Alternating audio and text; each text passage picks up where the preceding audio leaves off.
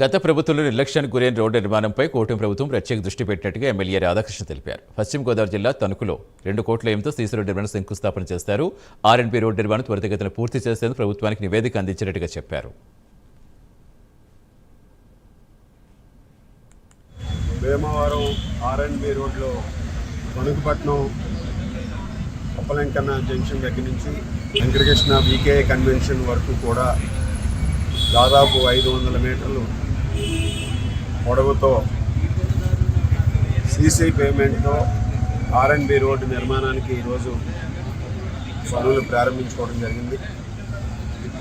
ఈరోజు ఈ రోడ్డు దాదాపు 43 అడుగులు వెడల్పుతో, అంటే ఒక్కొక్క పక్క 21 అడుగులతో ఈరోజు ఈ రోడ్డు నిర్మాణం చేపట్టడం జరుగుతుంది. 2 కోట్ల రూపాయల అంచనా వ్యయంతో దీన్ని త్వరలోనే పూర్తి చేసి ప్రజలందరికీ కూడా అందుబాటులోకి తీసుకురావడం జరుగుతుంది. తణుకుపట్నంలో ఉన్నటువంటి ఆర్ఎండ్బి రోడ్లన్నీ కూడా రాబోయే రోజుల్లో అభివృద్ధి చేసే విధంగా